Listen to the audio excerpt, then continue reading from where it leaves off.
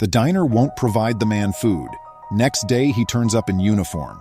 After 45 minutes of waiting in line, Baker was informed that she was unable to service him and refused to provide an explanation. Welcome to USA Stories channel. Do not forget to subscribe and activate the bell button to receive all new updates. Now let's go to the story. It was rare for someone to defy him and give him the impression that they were in charge. He realized his authority would be useless in this situation. She must not have known who he was. He was looking forward to seeing her expression when she recognized who she was dealing with. He was all set for his vacation day. He wanted nothing more than to sit down and unwind for a day after working 12-hour shifts straight. Alexandrian Carl Baker only needed a vacation. He had prepared this day quite well. Eating out and sleeping in were two of the most essential items on the schedule. He would also walk outside and enjoy the sunshine and clean air. Then he'd watch TV and crack open a cold one come nightfall. Baker was startled awake by his dog leaping on him. He saw the sun coming through the drapes when he opened one eye. It was already beyond 12. Grinning, he dressed. While preparing his own coffee, he considered the next item on the schedule. He gave it some thinking and went to the neighborhood diner. It was somewhere he had never had time to visit. Apparently, though, the meal was excellent. He had no idea how much he would regret getting there. He was staring at with shady stares from others. Someone hadn't given him that kind of gaze in a long time. Usually, people regarded him a little differently when he was in his job uniform, but in this case, nobody knew who he was. Baker entered the restaurant and moved to the rear of the queue. As he waited, he could feel his appetite rising. He made up his mind after taking a peek at the menu. The minutes ticked past. He made his selections from the menu, focusing on only 2 items. Despite all of his wonderful traits, he has particular tastes in cuisine. He had thus anticipated that the meal at the restaurant would live up to his expectations. He reasoned that the 45 minutes he would have to stand in line for his supper would be well worth it. He was erroneous, though. He could be patient when necessary, even when the wait seemed much longer than he'd expected. But after only a short period, his patience would begin to run thin. At last, Baker had reached the front of the line and was prepared to place his meal order and take a seat. But he would turn scarlet at what came next. Grinning, Baker greeted the woman working behind the counter. She gave him a frustrated expression as she glanced back at him. She was clearly not having a good start to the day because she was preoccupied with chewing gum. He dismissed it with a smile on his face and asked for what he wanted. Maybe if she adopted his mentality, Baker reasoned, she might get better. He was certain that he could be of assistance. He placed his order for the meal he had chosen, but to his dismay, he heard her inform him that it was not available. Though taken aback, he continued to follow his backup plan. She shook her head once again when he asked for the other order. Baker felt his frustration building. They hadn't even served him his meal after he had been waiting for 45 minutes. He was able to see the order under the special section of the menu. Had he known right away that the food he desired was unavailable, he would never have bothered to go. He was also growing weary of her bad attitude. He questioned what they really had and said that they would take it from there, keeping his fury to himself. She gave him a contemptuous look, as though to suggest that he was a moron for posing such a question. Her lack of menu selections and her bad attitude were starting to get to him a little too much, he felt. He had to express his opinions. "That's it," Baker concluded. "Can I speak to your manager?" he said coolly, remaining still. She moved aside and called out to the kitchen in the rear without saying anything. She stared blankly back at Baker, and a lady answered her summons by emerging. After glancing at Baker, she turned to face the queue behind him. "Sir, what's the issue here? Now you're supporting the folks in your wake." Baker could see where the employee's attitude originated. This was not going to be fun, he realized. He told her what happened and how management should address the issue, ignoring the derogatory implication that he was the source of these absurd statements. He felt his fury boil at her remark. To the manager's amazement, a female cook then appeared at the register and said, "You better pull me off the line because I'm not serving him," pointing to Baker. This was undoubtedly inappropriate conduct on the part of her employees. Baker waited for the manager to move, but she started giggling. Baker calmly and collectedly warned them that there would be consequences if they did not improve the way they treated their clients. She did not appreciate his guidance, as Baker had expected. "I know that today wasn't how you had hoped, sir, but that's just how life works. Right now, will you please leave my establishment?" She snarled, "I don't serve men like you." "Men like me?" Baker gave an astonished response. By men like him, what did she mean? Baker was done. He had had enough of being Mr. Nice Guy. He informed her that he was speaking out for her own benefit and restated his reason for speaking with her in a more authoritative tone. He now insisted that she clarify her meaning when she said that guys like him. But the next thing she did would dispel any doubt about revenge from his mind. She seemed belligerent and cold-blooded. "I don't have to justify my intentions to anyone. Before you make a disturbance, you out now," she angrily said. Baker was flushed. He was not accustomed to people looking down on him, nor was he used to people defying him like this. Nobody ought to be. She obviously didn't know who he was or the extent of the power at his disposal. This confirmed his frequent belief that stepping out of uniform was a great way to get a true sense of people. Baker could see she was not going to behave like a grown-up when speaking to him. When others started to notice, he felt totally degraded and mocked. He surveyed the room, taking in every set of eyes and ears focused on him. Realizing nearly everyone in the diner was staring at him, his cheeks went hot. Though he didn't recognize anyone there, he was curious whether any of the patrons did.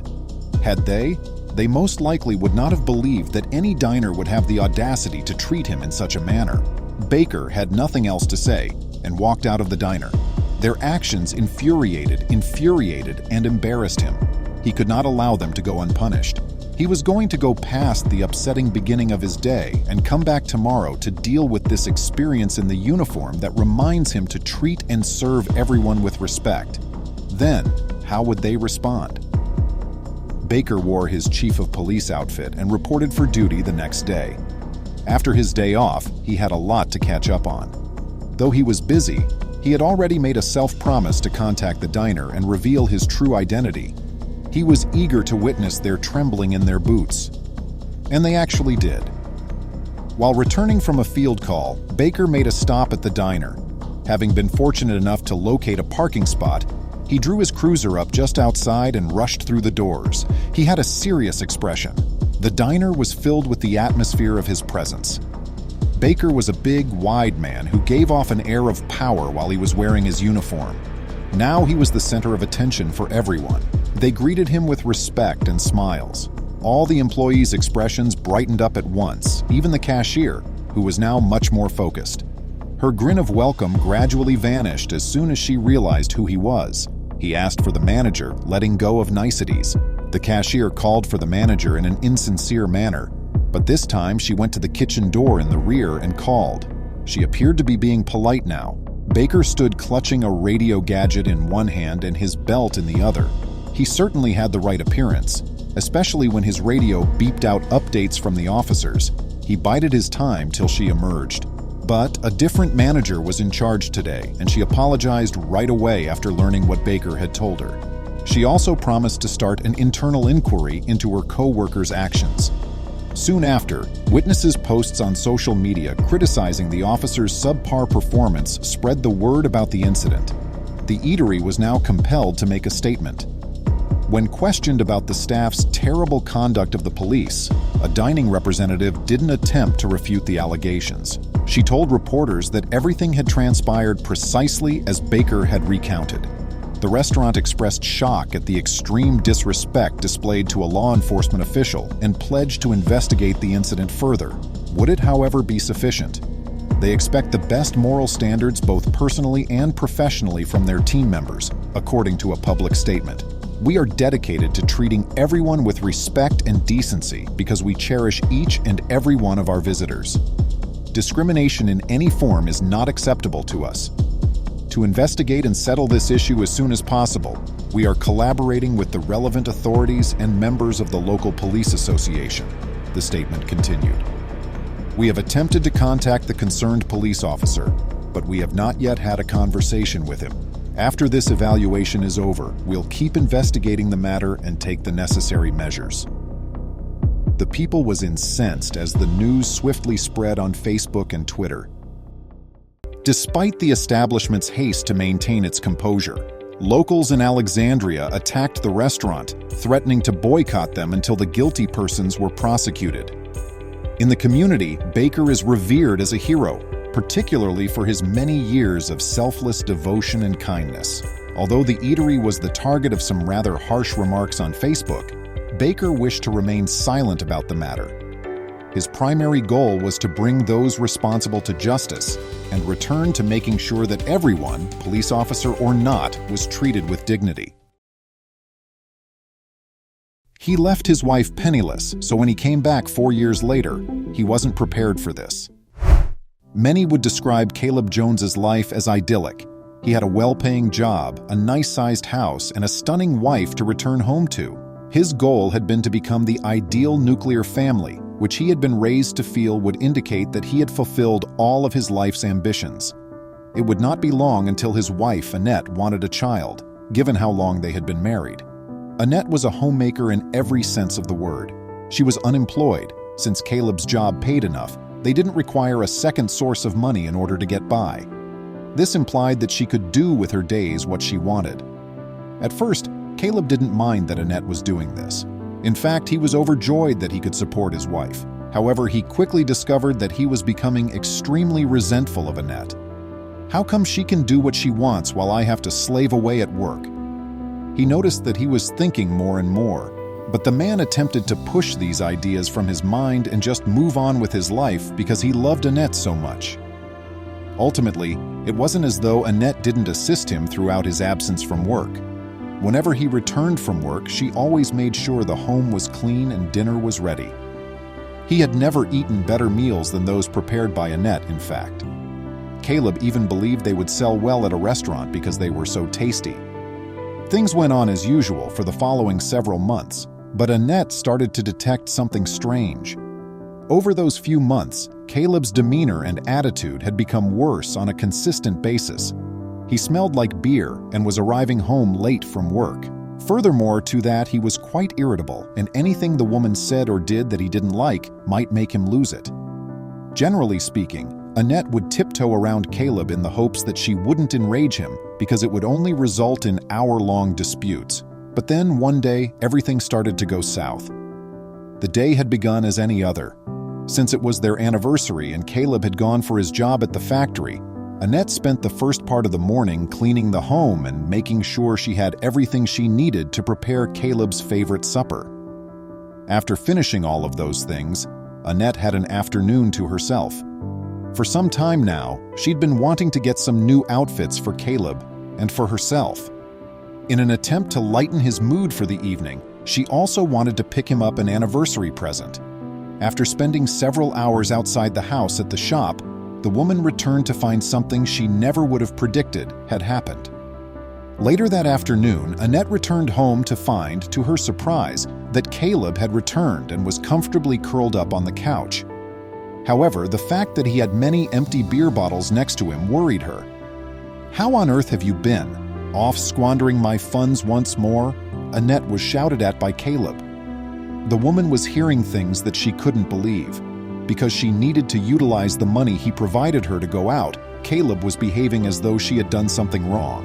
Annette first attempted to defuse the situation by telling Caleb that she had just gone out to pick up some new clothing and a lovely gift for their anniversary, but her husband was too inebriated and consumed by his rage to hear her out. Without delay, Caleb started accusing his wife of robbing him and worse, of having an extramarital affair.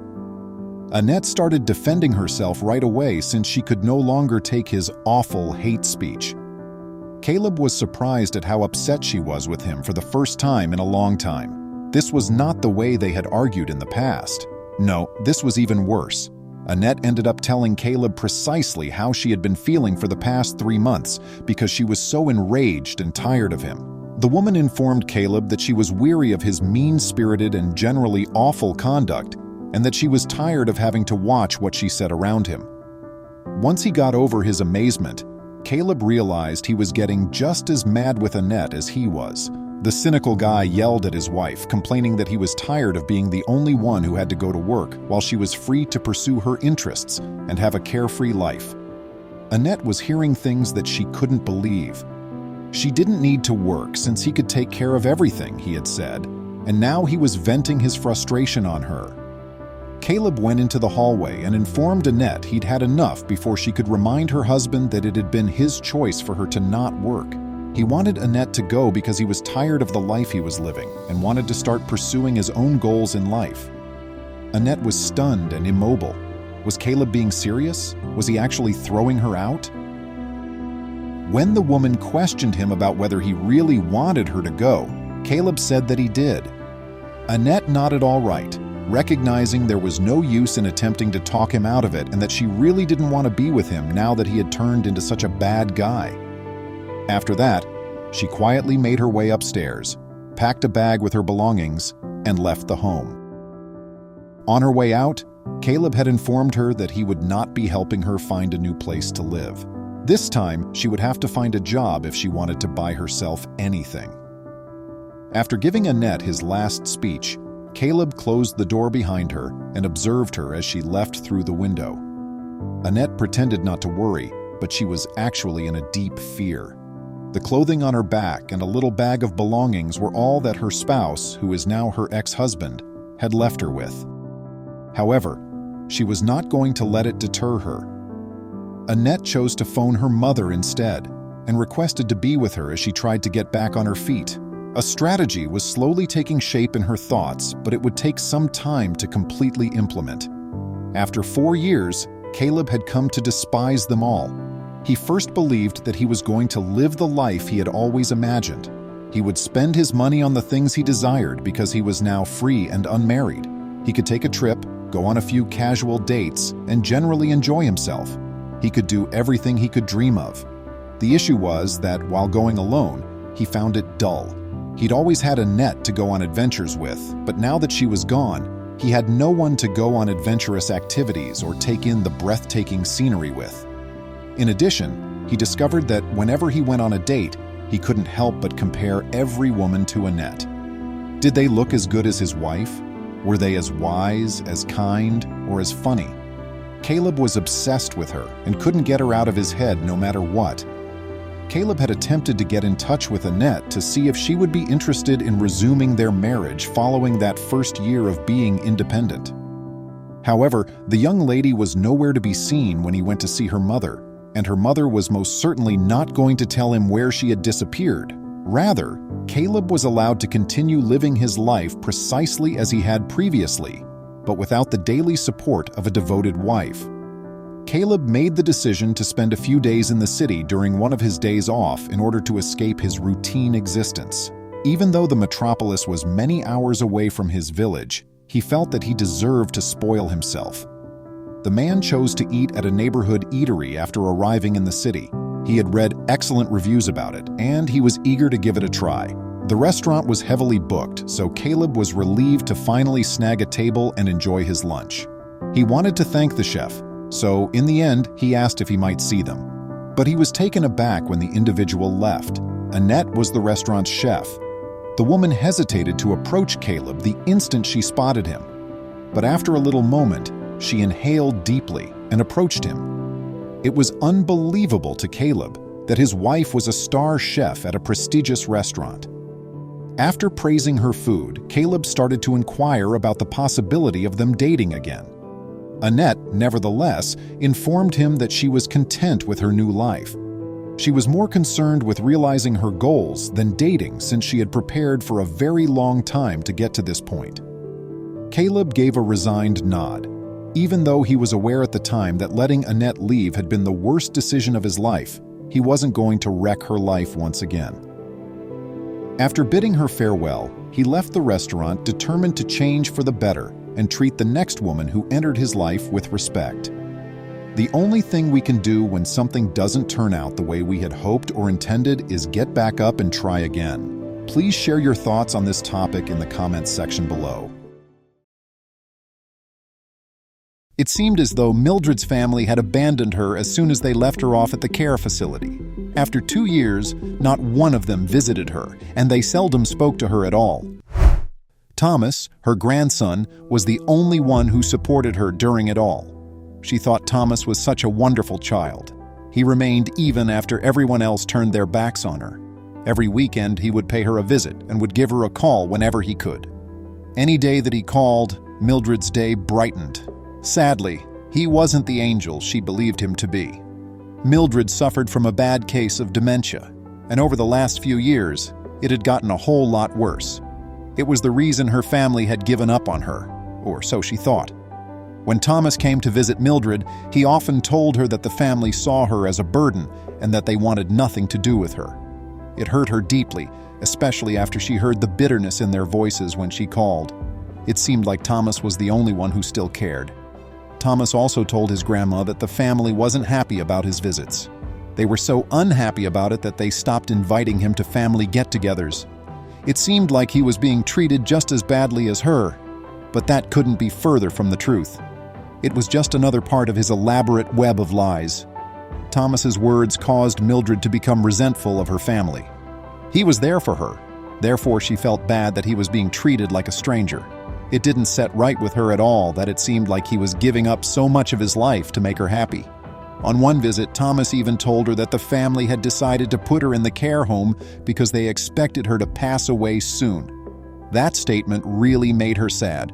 She knew that she probably only had a few years left, but hearing that her children spoke about her in such a way was like a punch to the gut. It suggested that Thomas was following the footsteps of the rest of the family, but her grandson wouldn't stand for it. Instead of abandoning her as they did, he increased the number of visits and phone calls. It was especially clear after conditions started worsening. That was when Mildred started noticing certain things. Every now and then, Thomas would mention that he was having money problems. He claimed that he had lost his job and that he was having difficulty paying his mortgage. That made Mildred feel even worse. She thought it was partly her fault and felt that she needed to do something to help her devoted grandson. Mildred took a few days to consider her options. She wasn't rich, but when everything she had was put together, it would come to a decent amount. She decided it would only be fair for her to give her entire inheritance to Thomas. Her sons didn't deserve it anyway. Where were they for all these years? Thomas was there for her all along. Mildred felt that her family had to be punished for leaving her to die. They even tried to go so far as to try and stop her grandson from visiting her. He was the last person she had left. But what Mildred didn't see was that she was being misled by the only person she trusted. Thomas wasn't so innocent after all, and her sons were only doing what they thought was right. Something disturbed Mildred despite her advanced age and the consequences of her illness. Mildred couldn't help but question whether or not Thomas's assertions were accurate. She reasoned that her dementia could have caused her to make mistakes. Perhaps her boys did arrive, but she chose to ignore it. If only she knew, Mildred had originally planned to split her inheritance between her sons. It would be up to them to share it with their families and decide how much went to each of their children. But after what they put her through, they didn't deserve it. She had made up her mind. She'd give everything to her grandson, as he deserved it more than anyone else. However, there was a slight issue with the will that had been standing for so long. It wasn't so easy to alter the information. When Mildred created her will, things worked differently than they do now. There were different rules and stipulations attached to it, and that would create one major issue that Mildred wanted to avoid. What problem was she trying to avoid? Her sons would be informed of her planned changes, but that wasn't even the worst part. They also had the right to object to them since they were the only people in line that would receive anything. But Mildred hoped they would understand instead of going against her. So she got on the phone and discussed everything with her lawyer. Luckily, he was all too happy to deal with everything. Mildred dreaded what her sons would think of her after they found out, but she would deal with it when it came to that. At least then she would be able to speak her mind. The next day, the documentation was completed, and the attorney notified Mike and Dave, Mildred's sons, of the modifications. As Mildred waited for her boys to call, she was nervous. Though she had anticipated hearing from them, she had not anticipated their response. She was delighted to grant their request for a visit, even if she had not anticipated it. Early the next morning, Mildred got a call from Thomas, and he seemed upset. He found out that his father and uncle would pay her a visit, and he was determined to convince her not to see them. What Mildred thought would be the last time she saw her son, since she wasn't going to let the opportunity slip. Within an hour, Thomas was knocking on her door. Thomas was livid, and he tried to talk Mildred out of seeing her sons, but she was adamant about hearing their side of the story, and that didn't sit too well with her grandson. With a huff, Thomas stormed off, leaving his distraught grandmother on the brink of tears. She had no idea why he was acting the way he did, but she would find out soon enough. Mildred had an hour before her sons arrived, and she took that time to calm herself down. An hour later, Mike and Dave knocked on the door, and for some inexplicable reason, they looked happy and relieved that their mother had allowed them to come. It had contradicted everything Thomas had said to her over the last few months, and she was starting to wonder why had her grandson been lying the entire time. When Mildred brought the subject up, her sons shared a look, and she instantly knew she was being misled. Dave informed her that they wanted nothing more than to visit her, but Thomas informed them that her condition was worsening and that she preferred it if they stayed away. Again, after Mildred heard everything her sons had to say, she was devastated. For the past 2 years, she thought her children wanted nothing to do with her. She spent her time wondering what she had done to deserve this, but now she knew it was all her fault. If she didn't believe Thomas, she could have been with her sons. Because of that, their reunion was bittersweet.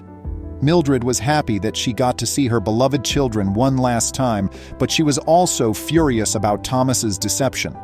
The truth was that Mildred was out for revenge. Now that she knew what Thomas wanted, she would make sure he wouldn't get it. But how would she do it? If Mike or Dave left, Mill asked them one last favor. She wanted them to act as if Thomas had gotten his way, and she needed them to stay quiet about what was discussed. Her sons were happy to make her final wish a reality, even though they didn't know what she was planning. They were just happy to have resolved the issue before it was too late. Following her boys' departure, Mildred decided to put the finishing touches on her life's adventure. She corresponded with her kids and grandkids by mail.